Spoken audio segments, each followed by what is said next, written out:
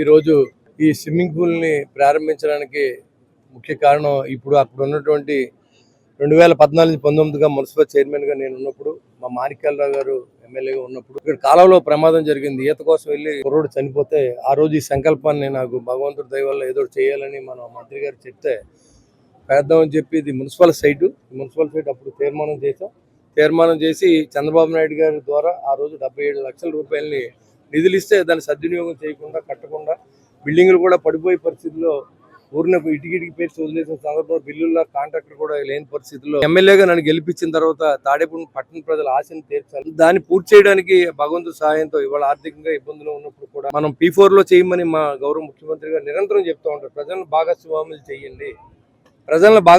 చేయండి అని చెప్పి ఆయన చెప్పిన మాట వేదంలో పనిచేసింది. దాదాపు 70 లక్షల రూపాయలతో దీన్ని 25 లక్షల రూపాయలు నేను ఇస్తుంటాను. ఉన్నాయని కూడా ప్రజా విరాళాలు వచ్చినాయి. అందరికి కూడా ధన్యవాదాలు.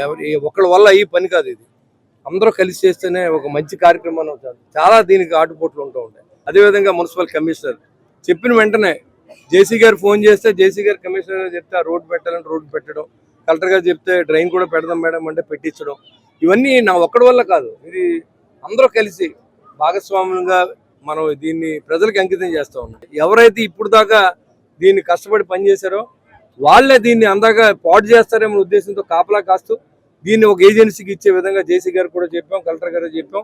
ఈ రోజుతో నా బాధ్యత అయిపోయింది. ఈ రోజు నుంచి బాధ్యత అంతా కూడా గవర్నమెంట్ ఆఫ్ ఆంధ్రప్రదేశ్ తరఫున మరి కమిషనర్ గారు, మా శాప్ చైర్మన్ గారు, అదేవిధంగా జిల్లా కలెక్టర్ గారు, జేసీ గారు, దీన్ని మీరు ఏ రకంగా ప్రజలకు వినియోగించినా సరే మీతో పాటుగా మేము ఉంటాం. పట్టణ ప్రజలందరూ కూడా మీ పిల్లల్ని, చాలా మంది పిల్లలు వచ్చి నల్లజర్ల డబ్బులు ఇచ్చి స్విమ్మింగ్కి వెళ్తున్నారు, తణుకు స్విమ్మింగ్కి వెళ్తున్నారు. మనం తాడేపల్లి పట్టణంలో ఉండి, తాడేపల్లి నడిబొడ్డులో ఉండి దీన్ని మనం ఏం చేయలేకపోతాం అని ఆలోచనతో ఎక్కడ పిల్లలు ఇక్కడే ఉండాలి అని మరి దీన్ని చేయడం జరిగింది. ఈ పూల్ అంతా కూడా 2018-17లో అంతా కూడా ఆగిపోయి ఉండింది. ఎమ్మెల్యే గారు నన్ను ఫస్ట్ టైంకి ఇక్కడ తీసుకొచ్చినప్పుడు కూడా అంత రోడ్ అసలు ఏం లేదు. ఇక్కడ ఇదంతా కూడా తుప్పలతోటి అసలు దీన్ని ఎప్పుడు కంప్లీట్ చేస్తాం, ఎలా కంప్లీట్ చేస్తాం అని చెప్పేసి అనిపించే పరిస్థితుల్లో దాన్ని సక్సెస్ఫుల్గా విత్ ఇన్ నో టైం దాన్ని కంప్లీట్ చేసి ఇనాగ్రేషన్కి రెడీ చేసి ఇక్కడ ఉన్న యువత అందరికీ కూడా ఈ స్విమ్మింగ్ పూల్ అందుబాటులో తీసుకొచ్చారు మన స్థానిక శాసనసభ్యులు బుల్సిటి శ్రీనివాస్ గారు. వారికి ధన్యవాదాలు తెలియజేస్తున్నాను.